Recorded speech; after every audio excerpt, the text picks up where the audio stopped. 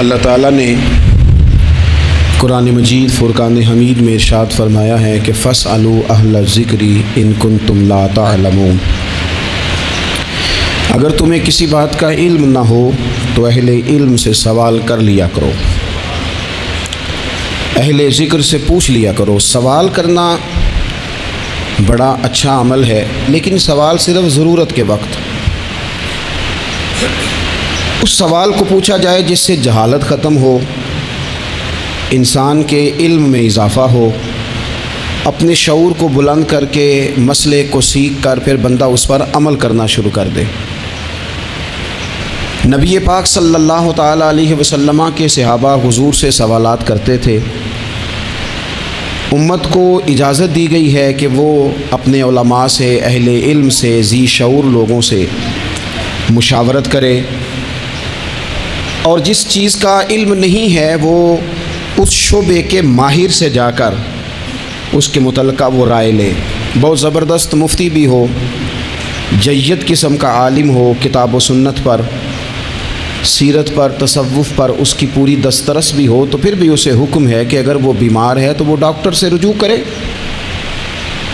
اس سے وہ سوال پوچھے، اپنی تسلی کرے اور اپنے حفظان صحت کے اصولوں کے مطابق وقت گزارے، لیکن وہ ضرورت کا، بے تکا نہیں، غلط نہیں، بحث کے لیے نہیں۔ نبی پاک صلی اللہ تعالیٰ علیہ وسلم نے اس کی حوصلہ افزائی ان الفاظ کے ساتھ فرمائی ہے جو ابو داؤد شریف میں موجود ہیں۔ حضور علیہ الصلوۃ والسلام نے فرمایا کہ جہالت سے نجات حاصل کرنے کا ذریعہ سوال ہے۔ سوال پوچھو تاکہ تمہاری جہالت دور ہو جائے، لیکن اس کے کچھ قاعدے، کچھ ضابطے، کچھ اصول ہیں۔ ہمارے ہاں کچھ عرصے سے یہ رجحان ہوا ہے کہ ابحاث، کثرت سوالات، ایسی باتیں جن کا اس انسان سے جو سوال پوچھ رہا ہے دور دور تک کوئی تعلق ہی نہیں بنتا، بے معنی اور بے مقصد اور بے محل گفتگو، بے موقع باتیں، یہ رجحان پکڑتی جا رہی ہیں سوسائٹی کے اندر۔ ہر شخص کو تجزیہ نگار بنا دیا گیا ہے، ہر شخص کو عالم بنا دیا گیا ہے، ہر شخص کو ڈاکٹر ڈکلیئر کر دیا گیا ہے، ہر بندہ اپنی مرضی کی رائے دے رہا ہے۔ اس کا نقصان یہ ہوا ہے کہ ملک تیزی سے غیر مستحکم ہوتا چلا جا رہا ہے۔ بگڑتے، بکھرتے، ٹوٹتے خیالات، بہت زیادہ جب باتیں ہونے لگ جاتی ہیں، بہت زیادہ جب بحثیں ہونے لگ جاتی ہیں تو وہ نفرتوں کو جنم دیتی ہیں، وہ اذیت کا باعث بنتی ہیں۔ قرآن مجید فرقان حمید آپ دیکھیے تو سورہ بقرہ میں سے جو آیہ کریمہ میں نے آج تلاوت کی ہے خطبے میں، اس میں اللہ تعالیٰ نے فرمایا ام تریدون ان تسألوا رسولکم کما سئل موسیٰ من قبل، کیا تم میرے نبی پاک علیہ السلام سے بھی اسی طرح ہی سوال کرنا چاہتے ہو جس طرح حضرت موسیٰ کی قوم نے ان سے کیے تھے؟ جس طرح پہلے حضرت موسیٰ علیہ السلام سے سوال کیا گیا تھا، تم بھی میرے رسول سے اسی طرح سوال کرنے کا ارادہ رکھتے ہو؟ کبھی بنی اسرائیل والوں نے کہا کہ ہمیں پتھر سے پانی نکال کے دیا جائے، کبھی کہا کہ ہمیں کھانا من و سلوہ دیا جائے، کبھی کہا کہ ہم اس وقت مانیں گے جب رب کو اعلانیہ دیکھ لیں گے۔ کیا تم میرے رسول سے بھی اسی طرح ہی سوال جواب کرنا چاہتے ہو؟ ضرورت کے لیے سوال ضرور کریں، یہ پہلا ہی سپارہ ہے۔ حضرت موسیٰ علیہ السلام کا زمانہ مبارکہ ہے، ایک شخص نے اپنے کزن کو، اپنے چچا کے بیٹے کو، چچا زاد کو قتل کر دیا اور خود ہی اس کا مدعی بن کے حضرت موسیٰ کے پاس آیا کہ بتائیے جناب میرے اس بھائی کو کس نے قتل کیا ہے؟ حضرت موسیٰ نے ایک سادی سی بات کی، کیا فرمایا؟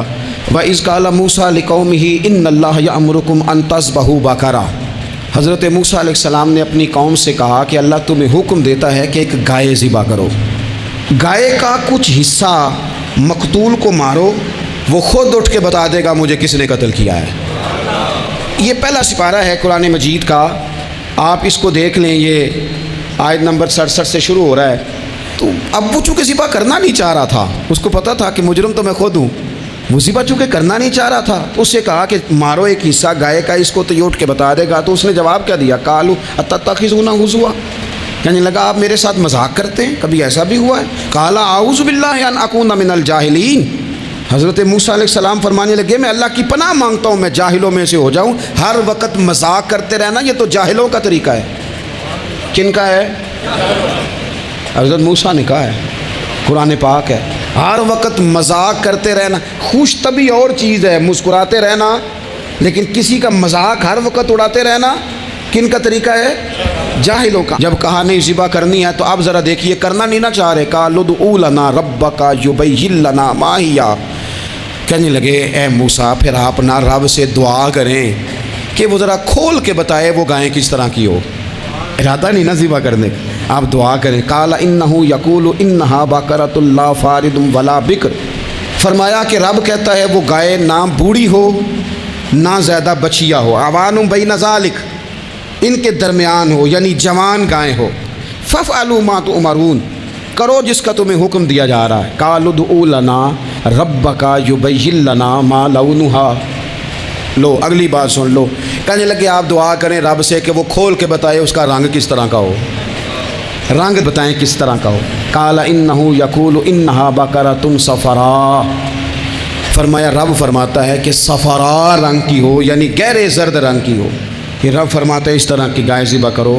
فاقع لونھا تسر الناظرین، اور جب کوئی اسے دیکھے تو اسے اچھا بھی لگے، آنکھوں کو اچھی لگے وہ گائے، اس طرح کی گائیں ذبح کرو۔ لو اتنی باتیں بتا دی۔ قالوا ادع لنا ربک یبین لنا ما ہی، کہنے لگے نہیں آپ پھر دعا کریں اللہ ذرا کھول کے بتائے گائیں کس طرح کی ہو۔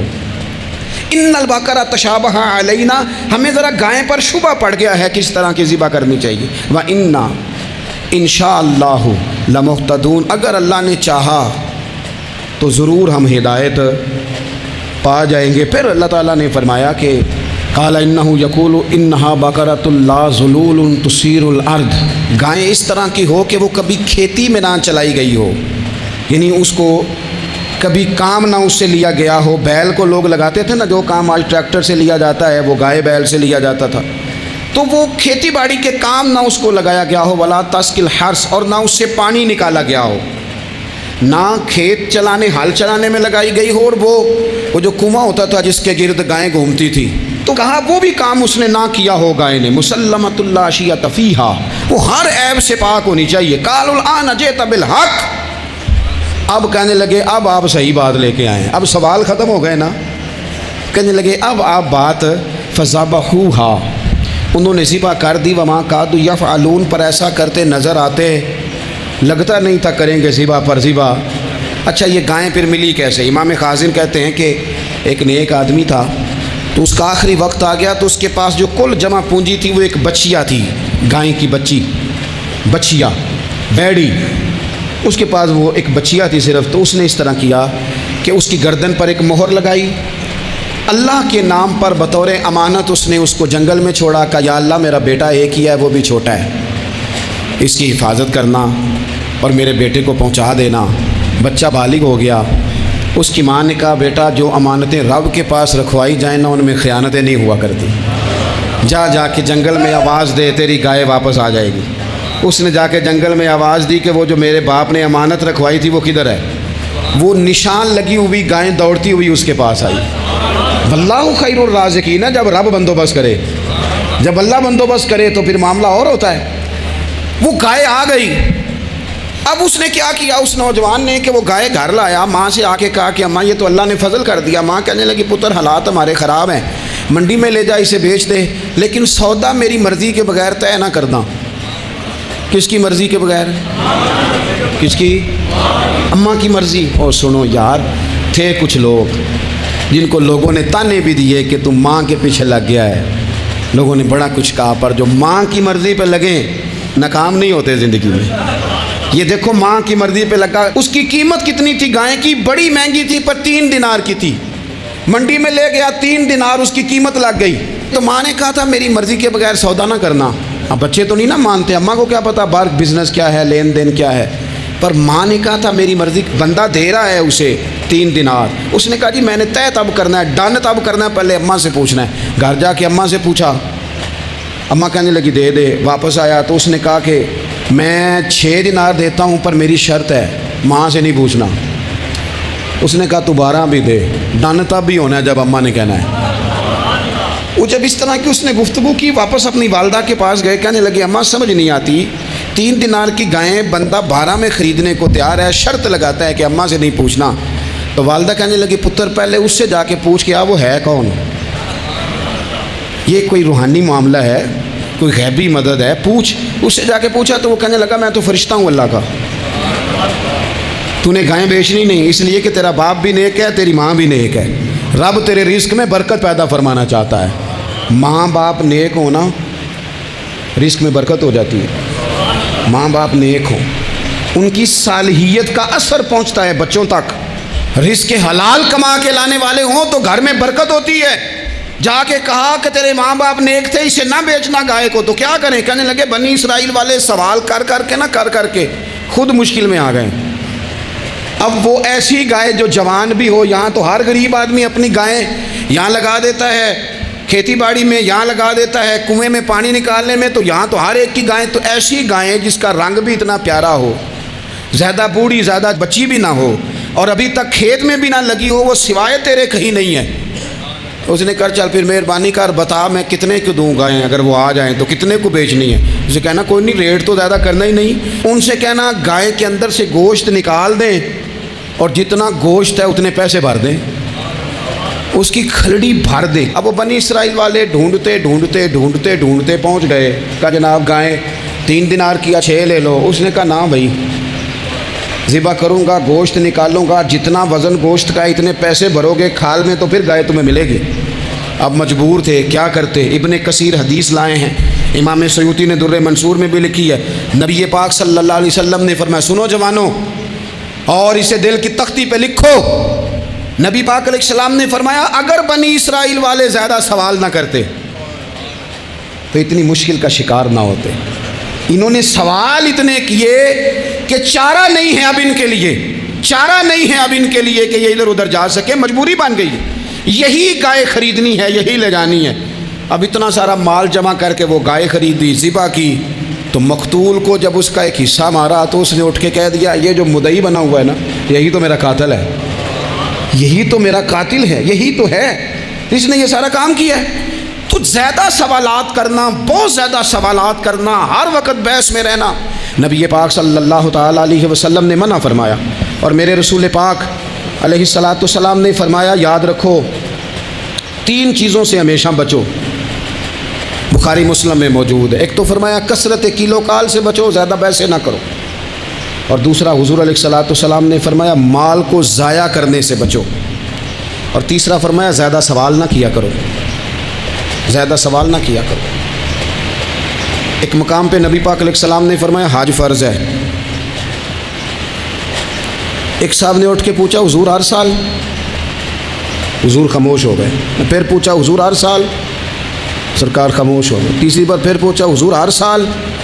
نبی پاک علیہ السلام نے فرمایا زیادہ سوال نہ کیا کرو، میرے منہ سے نکل جاتا نا ہر سال فرض ہے تو رب نے ہر سال فرض کر دینا تھا، تمہارے لیے مشکل ہوتی۔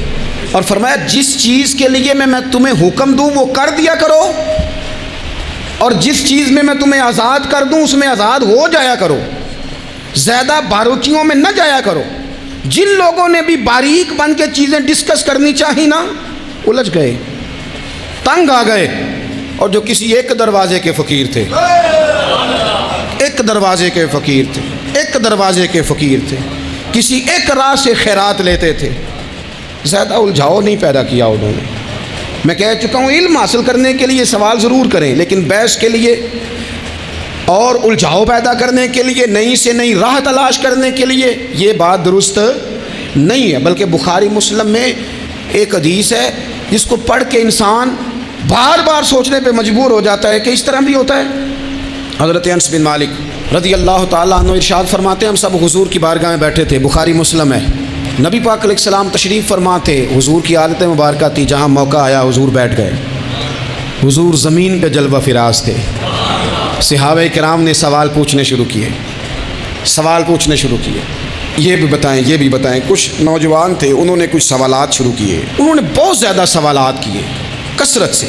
تو حضرت انس بن مالک رضی اللہ تعالیٰ عنہ فرماتے ہیں بہت سوالات، جب زیادہ سوال ہو گئے نا، اللہ کے رسول صلی اللہ علیہ وسلم اٹھ کے نا ممبر پہ بیٹھ گئے، فرمایا پوچھو جو تمہارا جی چاہتا ہے میں بتاؤں گا، پوچھو، کرو سوال کرو۔ ایک شخص نے اٹھ کے عرض کی یا رسول اللہ میرا باپ کون ہے؟ فرمایا حذیفہ۔ 2 لوگ اور اٹھے، یا رسول اللہ ہمیں لوگ تانے دیتے ہمارا باپ۔ فرمایا تمہارا باپ وہی ہے جس کی طرف تم منسوب ہو، اسی باپ کی جائز اولاد ہو۔ ایک بندہ اور اٹھا، اس کا لہجہ بھی کچھ اس طرح کا تھا، کہنے لگا حضور میں جنت میں جاؤں گا کہ جہنم میں؟ کئی دفعہ نا چیزیں راز میں رہیں تو وہ ٹھیک رہتی ہیں، لیکن جن کو راز کھولنے کا شوق ہو ان کے اپنے بھی کھل جایا کرتے ہیں۔ ان کے کھل جاتے ہیں، پھر وہ تکلیف میں آتے ہیں۔ یاد رکھیں، حضور میں جنت میں جاؤں گا کہ جہنم میں؟ حضرت انس بن مالک کہتے ہیں کریم بولے، مور لگنے لگی، ہم کانپنے لگے۔ حضور نے فرمایا تو جہنم میں جائے گا، دوزخی ہے تو۔ بس جب وہ سناٹا چھا گیا، اب ڈر تھا کہ کچھ اور باتیں نہ، یہ کثرت سوالات کی وجہ سے حضور ناراض ہو گئے۔ کہتے ہیں فٹافٹ حضرت عمر اٹھے، فٹافٹ، اور کوئی معافی نہیں مانگی، کوئی بات نہیں کی۔ جناب عمر تھے نا، آئے عمر تیرے جملوں پہ مر جاؤں، ان راہوں پہ قربان جہاں سے عمر چلتے تھے۔ ہر حکمران تیری بات کرتا ہے، پر عمر تیرے ایک ایک فیصلے پہ میری اولاد قربان۔ ایسا بھی شخص کوئی پلٹ کے دنیا میں آئے گا جیسا خطاب کے گھر عمر پیدا ہوا۔ حضرت فاروق اعظم اٹھے، یوں ہاتھ باندھے، رو پڑے، کہنے لگے نہ حضور نہ، رضیت باللہ ربا وبالاسلام دینا وبسیدنا و مولانا محمد نبی و رسولا۔ حضور ہم بڑے راضی ہیں کہ اللہ ہمارا رب ہے، سونیا بڑے راضی ہیں کہ دین ہمارا اسلام ہے۔ یا رسول اللہ ہم بڑے راضی ہیں کہ اللہ نے آپ کو ہمارا نبی بنا کے بھیجا ہے۔ حضور بڑے یوں ہاتھ باندھے، نہ ساڈا بولیا چولیا معاف کری، غلطی ہو گئی حضور جوانوں سے، نہیں ایسا حضور نہ، اس سے زیادہ کوئی پردہ نہ کھول جائے کہ رضیت باللہ ربا وبالاسلام دینا وبسیدنا و مولانا محمد نبی و رسولا۔ وہ ضرورت کے لیے سوال ضرور پوچھا جائے، حضور پسند کرتے تھے، لیکن بحث میں الجھ جانا، ہر وقت دین کو تختہ مشق بنا لینا، ہر وقت میرا دل تڑپتا ہے، کبھی کبھی سوچتا ہوں یہ میرے نبی پاک کا دین ہے، کیا یہ صرف دنیا میں بحث کے لیے آیا ہے؟ جس کو 4 لفظ آئے اس نے میرے حضور کے دین کو ذریعہ بحث بنا لیا۔ صبح بھی بحثیں، شام بھی بحثیں۔ کریم محبوب علیہ الصلوۃ والسلام نے جو طائف میں روڑے کھائے تھے وہ اس لیے کہ امت بیٹھ کے بحثیں کرے، اس لیے امام علی مقام نے سارا گھرانہ کربلا میں دے دیا کہ تم بحثیں کرو۔ عمل کب کریں گے؟ کرو بحث، صبح بھی کرو، ہر بندہ کرے، مولوی بھی کرے، مفتی بھی کرے، مناظر بھی کرے، اور چلو علماء تو کبھی اعلاء کلمت الحق کے لیے کوئی گفتگو کر بھی لیں۔ ہر چوک چوراہے میں بحث، ہر جگہ مناظرہ، خدا را بلا ضرورت تو چھوڑ دیں، بلا وجہ تو چھوڑ دیں، کبھی تو مان کر چلنے کا مزاج بنا لیں، کبھی تو قبول کر لیں۔ یا رسول اللہ رضیت باللہ ربا وبالاسلام دینا وبسیدنا و مولانا محمد نبی و رسولا۔ حضور بڑے راضی ہیں کہ اللہ ہمارا رب ہے، اسلام ہمارا دین ہے، آپ ہمارے نبی ہیں۔ حضور ہم بڑے ہی راضی ہیں، ہم پر کرم نوازی ہو جائے۔ تو حضور نے فرمایا عمر بیٹھ جا، اللہ تیرے اوپر رحم فرمائے۔ عمر بیٹھ جانا، رب تیرے اوپر رحم فرمائے۔ اور پھر فرمایا عمر یہ رب نے تجھے ہی توفیق دی ہے، یہ تجھے توفیق ملی ہے۔ تو اتنی زیادہ بحثیں۔ میں کبھی کبھی کچھ سوالوں کے جواب دینے کو جی نہیں نہ چاہتا۔ آپ جو سوال کر رہے ہیں وہ پتہ ہے حضور کے ایک عظیم صحابی کے بارے میں کر رہے ہیں، آپ ان پر بحث کرنا چاہتے ہیں، آپ ان کو تختہ مشق بنانا چاہتے ہیں، جی نہیں کرتا۔ وہ ہستی اونچی ہے، نہ بھائی نہ، دل نہیں مانتا، خیال نہیں پیدا ہوتا۔ ہم تو ان بزرگوں کے ماننے والے ہیں جو حضور کی ازواج کا اور 4 بیٹیوں کا نام لیتے تھے تو وضو کر کے لیتے تھے، وہ تو باتیں کرتے تھے تو ڈر ڈر کے کرتے تھے، کہتے تھے توبہ توبہ توبہ۔ ہم کہاں اور وہ لوگ کہاں؟ لیکن آج ہر آدمی کو بحث کا شوق آیا ہے، ہر شخص ہے جو کہتا ہے مجھے بھی 3 باتیں آتی ہیں، میں بھی تھوڑا سا مفتی ہوں، میری بھی سن لو۔ تو اپنی زندگی میں اتنا دروازہ بحث کا نہ کھولیں، اتنا الجھاؤ نہ پیدا کریں، اور ایسے بے جا لا یعنی اور بے مقصد سوالات سے اپنے آپ کو بچائیں جن میں انسان پڑھے تو اس کے لیے الجھاؤ بڑھ جائے۔ بعض سوالات ایسے بھی حضور سے کیے گئے کہ سرکار نے ان پر سخت ناراضگی کا اظہار فرمایا، فرمایا اس سوال کی کیا حاجت؟ تو میں آپ سے گزارش کروں گا سیکھنے کے لیے مسئلہ ضرور پوچھیں، سیکھنے کے لیے۔ اب بہت ساری ایسی چیزیں ہیں جن کا قبر میں ہم سے کوئی سوال نہیں ہوگا، لیکن صبح شام بحث ہوتی ہے اس پہ، ہمارا کوئی اس مسئلے میں لینا دینا نہیں، لیکن ہم بحث کرنے کو صبح و شام تیار ہیں۔ اللہ تعالیٰ بابا فرید الدین مسعود گنج شکر، داتا علی حجویری اور ان مشائخ اور ان بزرگوں کی اس دھرتی پر فضل فرمائے، اور اس وطن کو اللہ قیامت کی صبح تک آباد فرمائے۔ آخر دعوانا ان الحمد